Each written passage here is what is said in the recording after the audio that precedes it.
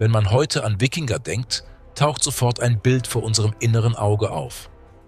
Große, bärtige Männer mit martialischem Blick, Schwertern in der Hand und einem Helm, gekrönt von zwei gewaltigen Hörnern. Dieses Bild hat sich in Theater, Oper, Comics, Filmen und Videospielen festgesetzt.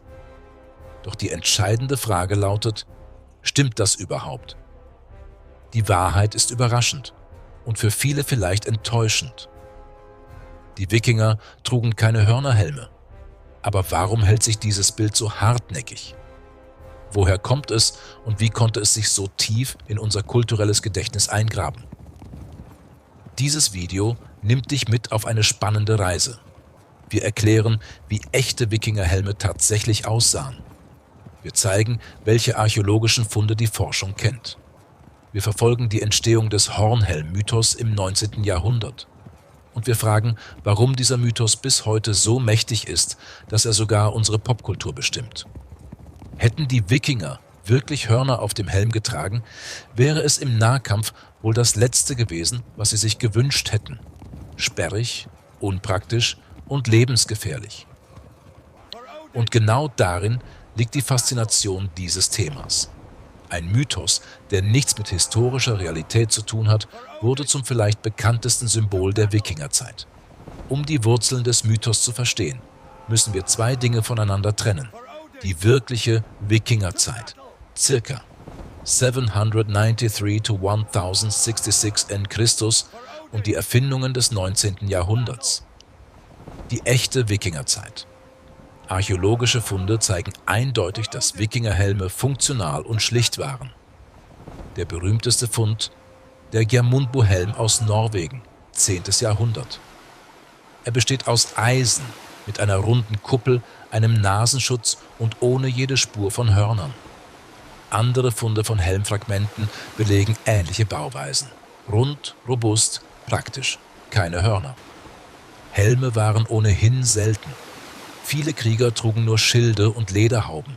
Eisen war teuer und ein Helm galt als Luxus. Kultische Hörnerhelme der Vorzeit. Doch es gab Hörnerhelme, allerdings nicht bei den Wikingern. Schon in der Bronzezeit, ca. 1000 v. Chr., wurden Helme mit Hörnern gefunden. Zum Beispiel in Dänemark die berühmten Viksø-Helme. Diese hatten jedoch rituellen Charakter. Sie wurden vermutlich bei Zeremonien getragen. Sie symbolisierten Macht, Fruchtbarkeit oder Verbindung zu Göttern. Im Kampf wären sie völlig unpraktisch gewesen. Hier liegt vermutlich der Ursprung der Verwirrung. Ältere Kultobjekte wurden später irrtümlich mit den Wikingern in Verbindung gebracht. Die Geburt des Mythos im 19. Jahrhundert. Die Vorstellung der hörnertragenden Wikinger entstand nicht in der Wikingerzeit selbst, sondern erst rund 800 Jahre später, in einer Epoche, in der Europa seine Vergangenheit romantisierte.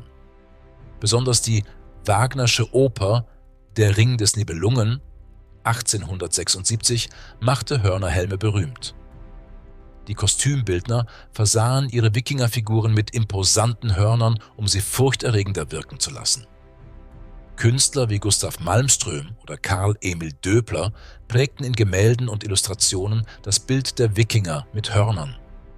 So entstand eine Ikone, eine rein künstlerische Erfindung, die aber so eindrucksvoll war, dass sie sofort in das kollektive Gedächtnis überging. Archäologische Funde sprechen eine klare Sprache.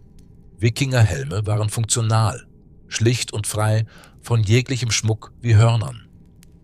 Der Geirmundbuhelm, Norwegen, 10. Jahrhundert, der einzige nahezu vollständig erhaltene Wikingerhelm.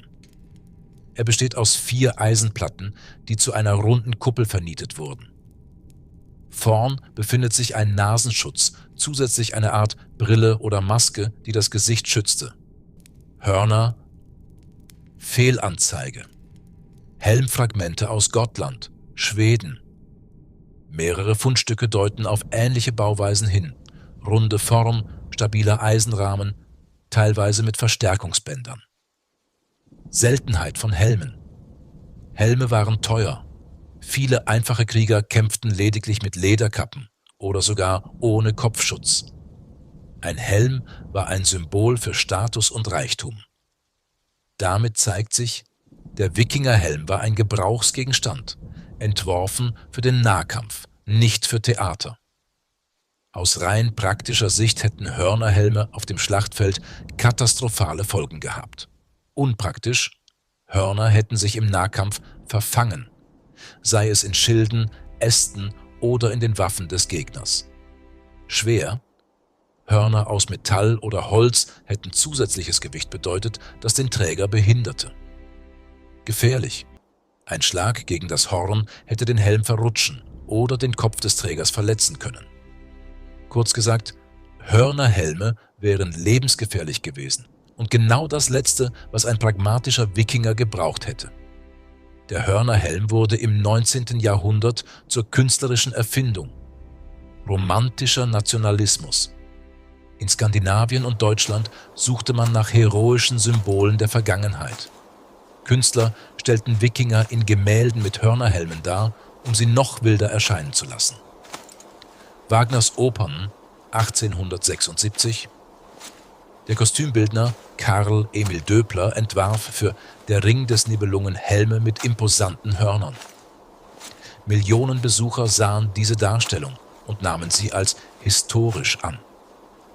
Illustrationen und Literatur, populäre Bücher und Zeitschriften des 19. Jahrhunderts zeigten Wikinger mit Hörnerhelmen. So wurde der Mythos massenhaft verbreitet. Es war also kein Historiker, sondern ein Theatermaler, der das Bild der Wikinger für die nächsten 150 Jahre prägte. Ab dem 20. Jahrhundert war der Hörnerhelm nicht mehr aufzuhalten. Comics und Cartoons, Figuren wie Häger der Schreckliche, tragen bis heute Hörnerhelme. Hollywood-Filme. In alten Wikingerfilmen aus den 50er und 60er Jahren sind Hörnerhelme Standardrequisite. Sport und Werbung. Footballteams wie die Minnesota Vikings nutzen das Symbol ebenso wie unzählige Logos und Maskottchen. Videospiele. Von Assassin's Creed Valhalla bis hin zu Fantasy-Welten wie World of Warcraft taucht der Hörnerhelm immer wieder auf. Der Hörnerhelm ist längst kulturelles Markenzeichen geworden, stärker als jede historische Wahrheit. Heute sind sich Archäologen und Historiker weltweit einig: Wikinger trugen keine Hörnerhelme. Doch die Aufgabe, dieses Wissen zu verbreiten, ist nicht einfach. Museen wie das Nationalmuseum Kopenhagen oder das Historische Museum Oslo zeigen Originalfunde wie den Geirmundbuhelm und erklären ausdrücklich, dass Hörner reine Fantasie sind.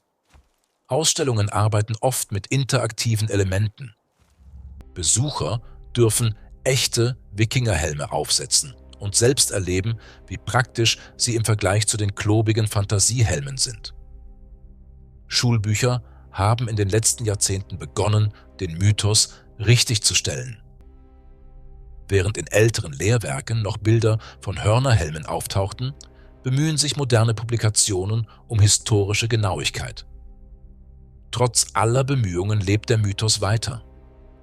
In Comics wie Häger der Schreckliche oder in Karikaturen sind Hörnerhelme so selbstverständlich, dass viele Menschen sie automatisch mit Wikingern verbinden. Selbst bei Tourismus-Events in Skandinavien werden manchmal absichtlich Hörnerhelme genutzt, als Gag oder Symbol. Touristen lieben das Bild vom barbarischen Wikinger. Merchandise, Werbung und Sport setzen weiterhin auf das ikonische Symbol. Das Footballteam Minnesota Vikings trägt es sogar im Logo. Das zeigt, der Hörnerhelm ist nicht nur ein Irrtum, sondern auch ein Kultursymbol geworden, das schwer zu verdrängen ist.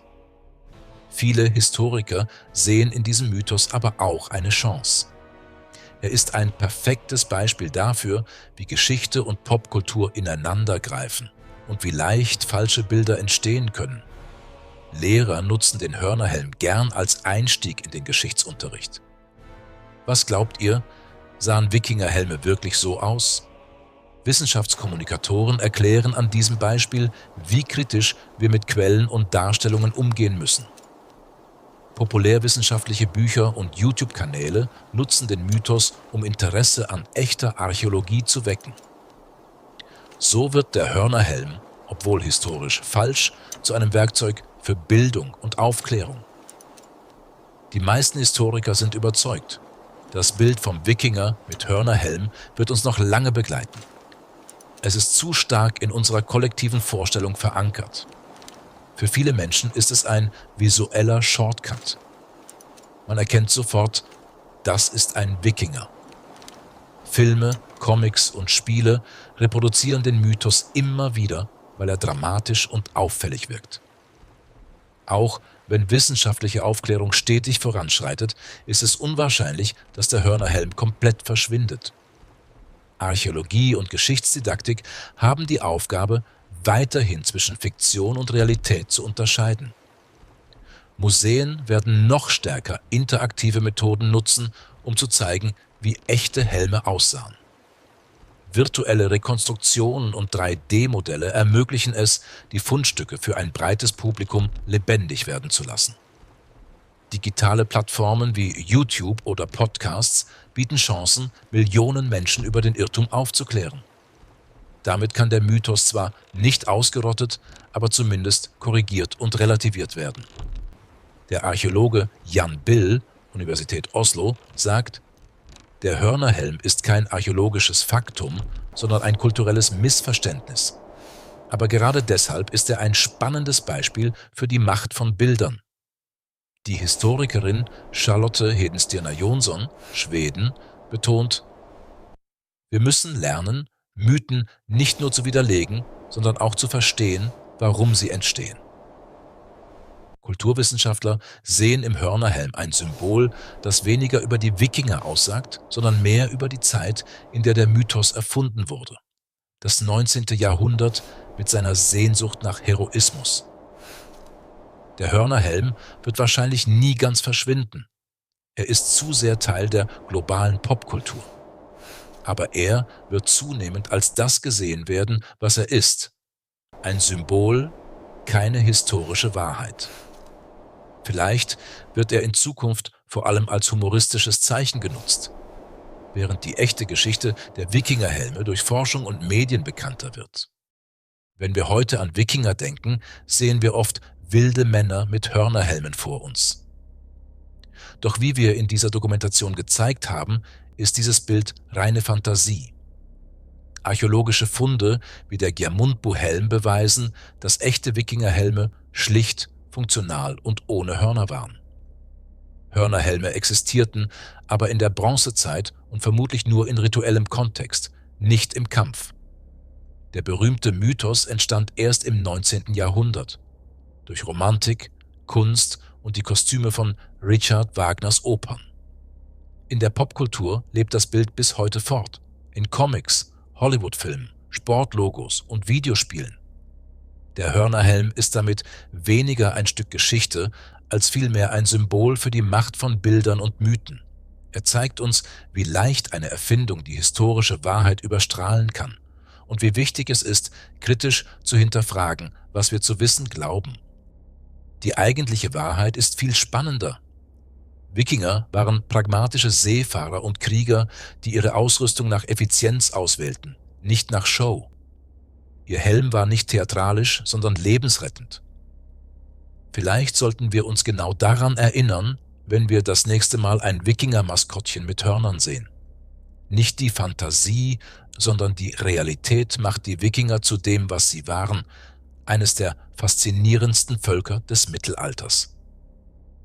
Und nun bleibt die Frage an dich, lieber Zuschauer. Wirst du beim nächsten Bild eines Hörnerhelms an einen Krieger denken oder an einen Mythos?